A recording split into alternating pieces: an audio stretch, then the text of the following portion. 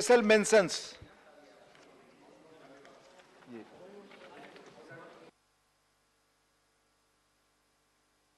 Lieutenant General Dr. D.P. Vats. Sir, with your kind permission, I would like to raise an important issue in this August House through my special mention regarding setting up of Indian National Defence University or Indian Defence University. Sir, I would like to apprise this House that this was strongly recommended by a group of ministers headed by then Deputy Prime Minister Shri L.K. Advani on the recommendations of Kargil Review Committee. Further, I would like to say that 205 acres of land was given by Haryana government to the Ministry of Defence for this purpose. Our country certainly needs a world-class NDU, seeing the defence universities in our rival countries and all over the world, including China. Much needed strategic culture in our governance is required, especially for defence. In view of this defence importance, I request Government of India through you to expedite the setting up of National Defence University by bringing the bill at the earliest, paving the way for setting up this national importance institution, meeting the much needed requirements of the country and to compete with the rest of the world and our rivals. Thank you, sir. Shri Naresh Bansal. Thank you, Chairman, sir. With your kind permission, I rise for special mention necessary measures to mitigate the adverse effects of climate change, particularly floods and droughts. India's monsoon have always arrived with fury, but the scenes of death and destruction playing out in the country are yet another reminder of the urgency of climate change. Text of the matter to be mentioned, India's monsoon have always arrived with fury, but the scenes of death and destruction playing out in the country are yet another reminder of the urgency of climate change. Experts say a warming climate means extreme rainfall in many parts of the world. Scientists have said Indian floods are a series of floods that affected all states of India. Somewhere there is flood and some parts suffer drought. Uttarakhand state in the Himalayan range was badly hit by heavy rainfall due to cloudburst which triggered flash floods and landslides.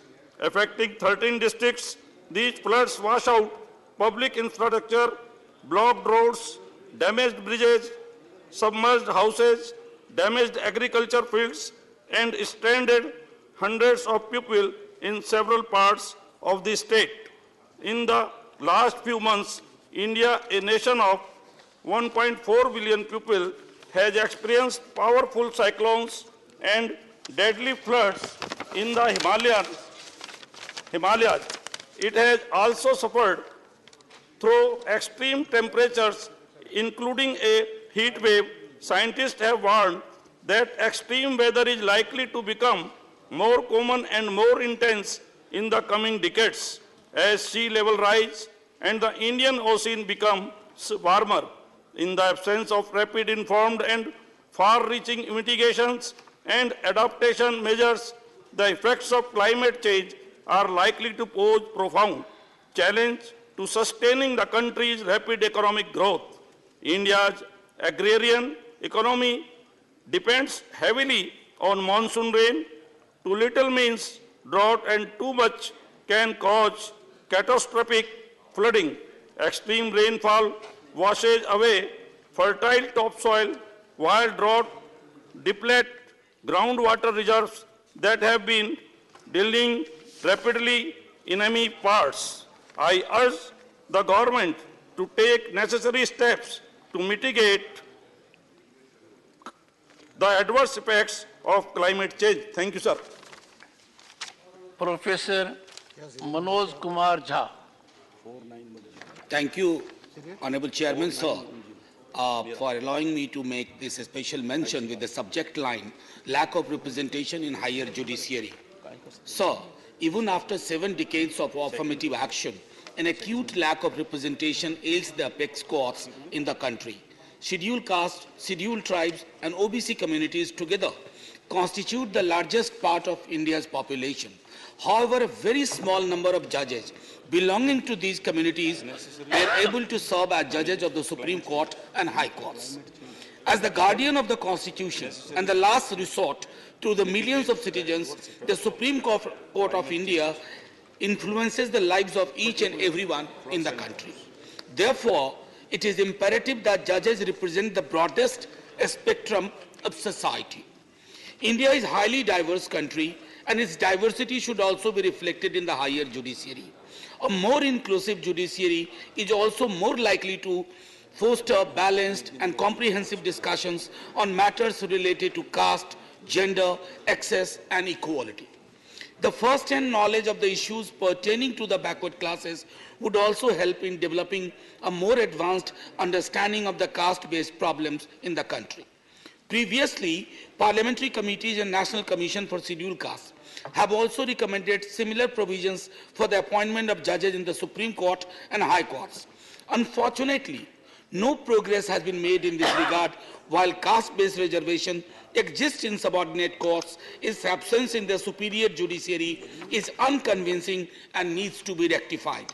In this context, I request the government to take appropriate measures to improve the representation of disadvantaged and marginalized communities in the higher judiciary. Thank you, sir. Jai Hind. Shri Sant Balbir Singh. ਬਹੁਤ ਬਹੁਤ ਧੰਨਵਾਦ chairman ਸਾਹਿਬ ਤੁਹਾਡਾ time ਦੇਣ ਦਾ।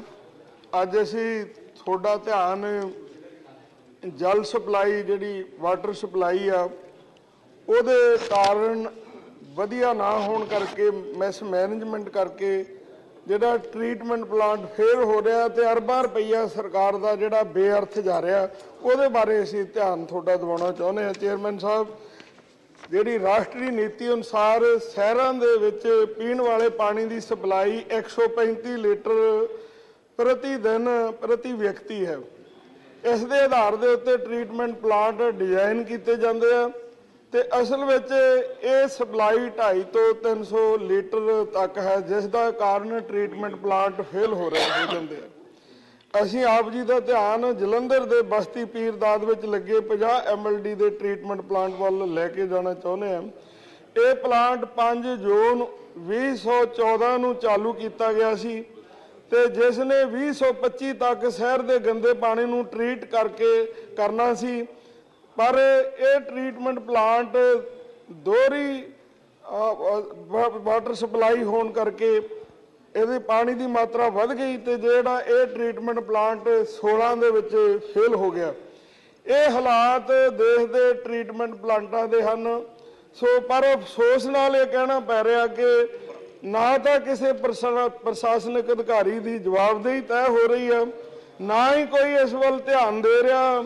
ਇਹ ਸਭ ਕੁਝ ਕਿਉਂ ਹੋ ਰਿਹਾ ਹੈ, ਇਸ ਤੇ ਸਭ ਲਈ ਜ਼ਿੰਮੇਵਾਰ ਵਾਟਰ ਸਪਲਾਈ ਵਿਭਾਗ ਹੈ। ਟ੍ਰੀਟਮੈਂਟ ਪਲਾਂਟਾਂ ਤੇ ਕਰੋੜਾਂ ਰੁਪਈਆ ਖਰਚ ਹੋ ਰਿਹਾ ਤੇ ਉਹ ਵਿਅਰਥ ਜਾ ਰਿਹਾ ਤੇ ਉਹਦੇ ਨਾਲ ਬਹੁਤ ਵੱਡੀ ਮਨੁੱਖਤਾ ਦਾ ਨੁਕਸਾਨ ਹੋ ਰਿਹਾ। ਇਸ ਲਈ ਸਾਡੀ ਮੰਗ ਹੈ ਕਿ ਪੀਣ ਵਾਲਾ ਪਾਣੀ ਸਾਰਿਆਂ ਦੀ ਉਪਲਬਧ ਹੋਵੇ। ਕੇਂਦਰ ਅਤੇ ਰਾਜ ਸਰਕਾਰਾਂ ਦੀ ਆਪਣੀ ਜ਼ਿੰਮੇਵਾਰੀ ਪਹਿਲ ਦੇ ਆਧਾਰ ਤੇ ਨਿਭਾਉਣ। ਸ਼ਹਿਰਾਂ ਵਿੱਚ 135 ਲੀਟਰ ਪ੍ਰਤੀ ਵਿਅਕਤੀ ਦੇ ਹਿਸਾਬ ਦੇ ਨਾਲ ਪਾਣੀ ਨੂੰ ਸਖਤੀ ਨਾਲ ਲਾਗੂ ਕੀਤਾ ਜਾਵੇ ਤਾਂ ਜੋ ਟ੍ਰੀਟਮੈਂਟ ਪਲਾਂਟ ਫੇਲ ਨਾ ਹੋਣ ਅਤੇ ਦਰਿਆਵਾਂ ਵਿੱਚ ਵਹਾਏ ਜਾ ਰਹੇ ਗੰਦੇ ਪਾਣੀਆਂ ਨੂੰ ਰੋਕਿਆ ਜਾ ਸਕੇ। ਪੂਰਾ ਦੇਸ਼ ਪਹਿਲਾਂ ਹੀ ਪੀਣ ਵਾਲੇ ਪਾਣੀ ਦੇ ਸੰਕਟ ਦਾ ਸਾਹਮਣਾ ਕਰ ਰਿਹਾ ਹੈ, ਇਸ ਲਈ ਪਾਣੀ ਦੀ ਬਰਬਾਦੀ ਨੂੰ ਰੋਕਿਆ ਜਾਵੇ। ਧੰਨਵਾਦ। Shri H.D. Devgoda, not present. Dr. Radha Mohan Das Agarwal. धन्यवाद सभापति महोदय। यह विषय केरल के पालघाट जिले के आदिवासी क्षेत्र आत्रपाड़ी में बच्चों की मृत्यु दर बहुत अधिक होने के संदर्भ में है। केरल के जिले पालघाट में एक आदिवासी बहुल ब्लॉक अट्टापाड़ी है। पिछले 10 वर्षों से वहां बच्चों की मृत्यु दर केरल ही नहीं वरन देश के औसत दर से भी अधिक है। केरल बहुत कम मृत्यु दर के लिए राजा बलि के ज़माने से पूरी दुनिया में विख्यात है। आज उसी केरल के आदिवासी क्षेत्र में न जाने किन कारणों से दसियों वर्षों से बच्चों की बहुत अधिक मौतें हो रही हैं। भारत सरकार ने अपनी ओर से विशेष प्रयास किया और 120 करोड़ रुपए की विशेष मदद की। इसे मिलाकर राज्य सरकार ने 250 करोड़ रुपए खर्च किए। 3 family health centre, 28 sub centre, 5 mobile unit और 1 सुपर स्पेशलिटी हॉस्पिटल के बावजूद मौतों का सिलसिला अनवरत जारी है। 30 योजनाएं चलाई जा रही हैं, फिर भी 50% औरतें कुपोषित हैं। आंगनवाड़ी नॉन फंक्शनिंग हैं और कम्युनिटी किचन्स बंद पड़े हैं। सारी स्कीमों का पैसा और व्यवस्था कहाँ जाता है पता नहीं चलता। गर्भवती महिलाएं अट्टापाड़ी से पालघाट और पालघाट से त्रिशूर के बीच घूमती हैं। अट्टापाड़ी के नागरिकों की फूड हैबिट में जबरन परिवर्तन भी इसका कारण बताया जाता है। इन परिस्थितियों में अट्टापाड़ी में केंद्र सरकार की ओर से बाल रोग विशेषज्ञों, स्पेशल साइंटिस्ट, फूड न्यूट्रिशनिस्ट, आदिवासी समाज की प्रणेताओं का एक विशेष दल, 3 जनजातियों की भाषा विशेषज्ञों के साथ भेजा जाना आवश्यक है। टीम में बायोकेमिस्ट और हेपेटोलॉजिस्ट और उनकी टीम भी होनी चाहिए। बच्चों की अत्यधिक मृत्यु का कारण पता किया जाना बहुत आवश्यक है, अन्यथा अट्टापाड़ी केरल और भारत में एक सामाजिक व्यवस्था पर प्रश्न चिन्ह बना रहेगा। धन्यवाद। Doctor V Sivadasan. Respected Chair, allocation of funds for Mahatma Gandhi National Rural Employment Guarantee Scheme. Mahatma Gandhi National Rural Employment Guarantee Scheme is supposed to provide 100 days of employment to the rural poor in India. But the scheme is affected by the increasing wage arrears and the workers are forced to seek work elsewhere. The skyrocketing inflation along with the unemployment has put the rural poor under extreme distress. The rural unemployment continues to remain high. In this context, the government should take proactive steps to ensure that the allocation of NRG is immediately increased so that the 100 days of employment can be achieved. There are several complaints about wages not being paid on time, depriving the poor even of the meager income they can have. Millions of workers have not been paid for months. The rectification of the situation is urgency. The government should take immediate steps to clear the dues and release additional resources so that the poor people of India can enjoy the limited legal right they are offered in the form of assured 100 days of employment. The scope of the scheme should be widened by including more works under its purview so as to increase the efficiency of the scheme to create assets in rural areas. Thank you, sir. Thank you. Dr. John Britas. Sir, thank you so much, sir. Sir, it's a matter pertaining to the gender justice. हम दो महिला शक्तिकरण के बारे में लंबा भाषण दे रहे, कुछ नहीं करते. Mahila Action Bill, it's pending for so many years. Sir, it is a pressing priority that the government should provide. Sir, Agrawal ji, aapka, mera baab hi Kerala se. Go ahead, please. Okay. It is a pressing priority that the government should provide free sanitary products to school-going girls, as there is direct link between school dropout rates and period poverty. This brings to light a larger pressing issue, that of the pink tax and how women literally pay a heavy price, higher price, simply for existing in the world as non-men. From girls' toys to women's personal care products, goods for females cost more than their male counterparts, sir. Sir, how can the cost of raising a girl child be permitted to be higher than a boy when the sex ratio of females at birth of children born in last 5 years is 929 as per the National Family Health Survey. Sir, 12% GST on sanitary products was removed only after widespread protests. But the actual benefit to customers were very little. Exemption of output GST resulted in denial of input tax credit to local manufacturers, which means they would be taxed while buying raw materials and has no option of getting back the money when they sell. Thus, there is not much price benefit which they can pass down to consumers. Even the base price is too high whenever women earn much less than men.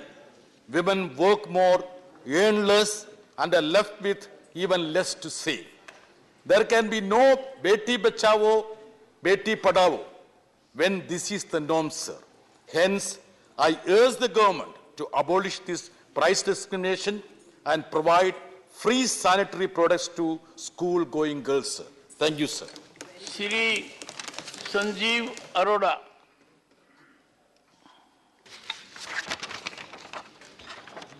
Thank you, Honorable Chairman Sahab, for allowing my matter of urgent public importance. Subject is providing affordable health care. Honorable Chairman Sir, I would like to bring to your attention that people are dying due to non-affordability of health care available. In corporate hospitals and institutions run by so-called charitable trusts is forbidding as far as cost is concerned. We need to cap as many medical charges as possible, especially for IPD patients. We also need to make sure that cost of medical facilities is near to CGHS rates, if not the same. Especially we need to make sure that institutions, hospitals getting income tax exemption from government should not make profits which are extortionate to even upper middle class population. Forget about middle class, lower middle class and below them. I therefore urge upon the government to cap medical charges and make health care affordable to all, particularly in hospitals getting income tax exemption. Thanks. Dr. Amar Patnaik. Thank you, Chairman, sir. So I rise to make a statement on the demand for Committee on Maternal Health under the National Clean Air Program. Sir, the Air Quality Life Index by the Energy Policy Institute at the University of Chicago states India has contributed 44% to the global rise in air pollution since 2013. The data suggests the average Indian resident may lose 5 years of life expectancy unless WHO guidelines on air quality are followed. India has a PM 2.5 concentration of 60.15 micrograms per cubic meter of air, over 11 times more than the WHO permissible limit. The public health emergency posed by air pollution is particularly distressing in terms of the deadly impact on maternal health. The United Nations Interagency Group for Child Mortality Estimation projects that 2 million stillbirths occur globally annually. A global study by Nature Communications suggests 39.7% of stillbirths in low and middle income countries may be caused by air pollution, specifically PM 2.5 pollutants. India reports an annual average of 217,000 stillbirths.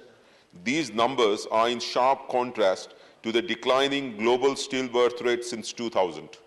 The National Clean Air Program is yet to address the impact of air pollution on maternal health. Thus, in this battle against a rising public health care emergency, I urge the government to form a dedicated committee under the NCAP to further investigate the links between air pollution, maternal health, stillbirth incidents, and child health so that time-sensitive solutions can be designed. Thank you so much, sir. Srimati Priyanka Chaturvedi, not present. Dr. Ashok Vajpayee. माननीय सभापति महोदय, आपकी अनुज्ञा से मैं लोक महत्व के एक बहुत महत्वपूर्ण विषय की ओर सदन का ध्यान आकर्षित करना चाहूँगा। माननीय जवाहरलाल नेहरू विश्वविद्यालय की दीवारों पर जाति विशेष विरोधी नारे लिखे जाने से एक बड़ा सामाजिक वैमनस्यता का वातावरण उत्पन्न हुआ है। महोदय, देश की राजधानी के एक प्रतिष्ठित विश्वविद्यालय की दीवारों पर जाति विशेष ब्राह्मण बनिया के विरुद्ध आपत्तिजनक नारों का लिखा जाना सामाजिक सद्भाव को बिगाड़ने का एक कुत्सित प्रयास लग रहा है। जो विश्वविद्यालय कभी अपनी शैक्षणिक और सोचपरक उत्कृष्टताओं के लिए जाना जाता था, आज वो टुकड़े टुकड़े गैंग और अलगाववादियों के समाज विरोधी कृत्यों का केंद्र बनता जा रहा है। आज विश्वविद्यालय सामाजिक सद्भाव बिगाड़ने के केंद्र के रूप में प्रयोग किया जा रहा है। अभी विश्वविद्यालय की दीवारों पर जाति विशेष के विरुद्ध जिस तरह के नारे लिखे गए, वो अराजक तत्वों की समाज विरोधी मानसिकता को प्रदर्शित करते हैं। वैसे जेएनयू में भित्ति चित्रों एवं ऐसी कलाओं के माध्यम से अपने उद्गारों की अभिव्यक्ति पहले भी होती रही है, परंतु अभी की घटना में कुछ जातियों को देश छोड़ने के नारे लिखकर वामपंथी और अलगाववादी ताकतें क्या संदेश देना चाहती हैं। निरंतर देश की जनता द्वारा ऐसे तत्वों को नकार दिए जाने के बाद भी हताशा में इस तरह के नारे आदि लिखकर वैमनस्यता को बढ़ाने का प्रयास किया जा रहा है। जेएनयू विश्वविद्यालय प्रशासन को एवं भारत सरकार को इस घटना को गंभीरतापूर्वक लेकर ऐसे शरारती और सांप्रदायिक तत्वों के विरुद्ध कठोर कार्रवाई किए जाने की आवश्यकता है। जो जातियां देश की आजादी की लड़ाई में अग्रिम भूमिका का निर्वहन करती रहीं, देश के निर्माण में जिनकी भागीदारी अनुकरणीय रही है, अपनी प्रतिभा और मेधा से समाज को आगे बढ़ाने में सक्रिय रही हैं, उनके विरुद्ध जानबूझकर घृणा पैदा करने का उनका ये प्रयास अत्यंत निंदनीय है। लोक महत्व के इस विषय को सदन के संज्ञान में लाकर सदन का ध्यान आकर्षित करना चाहता हूं और सरकार से तत्काल आवश्यक कार्रवाई किए जाने की मांग करता हूं। Shri Sanjay Singh, not present. Shrimati Jebi Mather Hisham. Thank you, Chairman, sir, for the opportunity. I wish to make the statement on the subject maximum inclusion in welfare pension scheme. Sir, it is the duty of the nation to ensure a dignified life for the deprived sections like the elderly and the widows in the context of higher cost of living. Government should come forward to increase central share of the pension scheme under the National Social Assistance Program, NSAP. It is a need of the hour to take appropriate measures to restructure the current criteria for social security pensions under NSAP from household to individual indicators instead of restricting the assistance to the beneficiaries in BPL families. It is essential to simplify the formalities to ensure that the elderly persons with minor income would not be forbidden from the social security pension.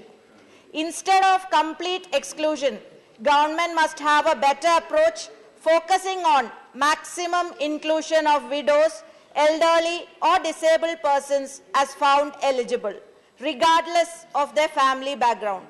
Such an approach could reduce dependence on their relatives. India's elderly population is projected to touch 194 million in 2031 from that of 138 million in 2021, according to the National Statistical Office Report 2021. The prevalence of non-communicable diseases such as diabetes, hypertension, etc. is high among the elderly, the treatment cost of which turns out to be higher.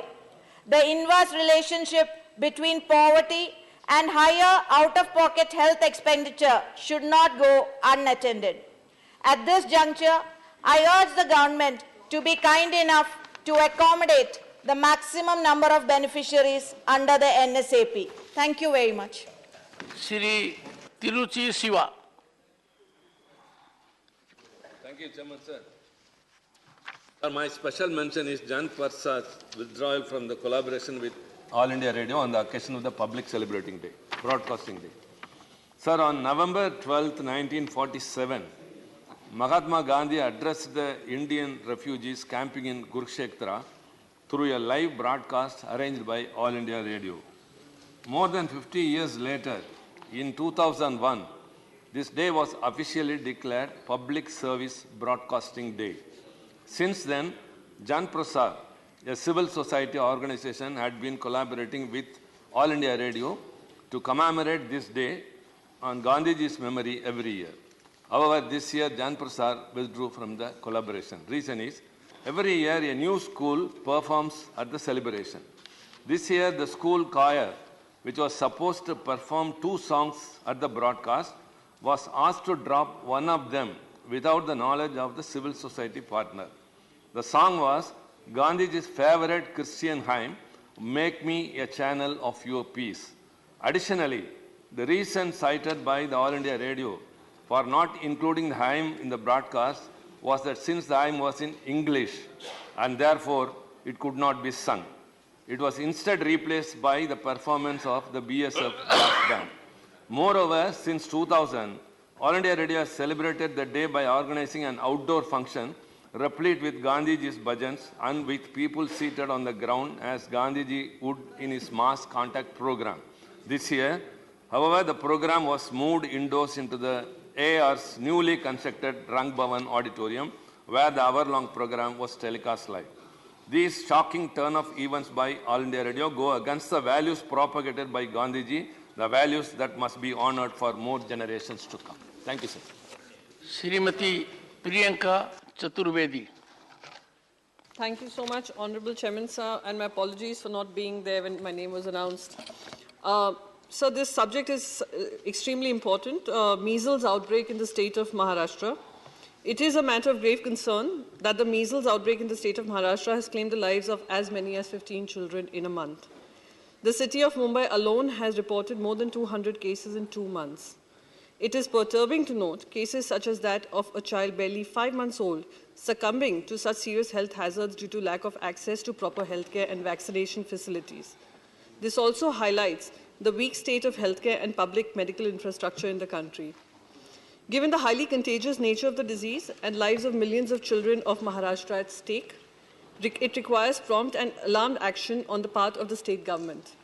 Further, while the central government set a target in 2017 to vaccinate 405 million children, the targets could not be met due to the pandemic. As the government has directed that significant resources towards vaccination of COVID-19, there have been rising concerns over children missing their regular vaccines. Thus, it is necessary to ensure that the universal immunization programs are not overturned by health emergencies. In this regard, steps such as door-to-door vaccination, early detection, and preventive measures are the need of the hour. It is also necessary to ensure efficient implementation of the guidelines.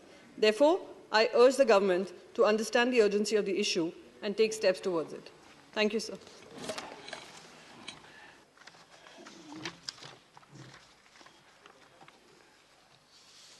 Honorable members, the special mention rendered by Dr. John Britas has invited a response from Mr. V. Muralidharan under Rule 258, 261. Since it was not raised immediately thereafter, I'll look into it.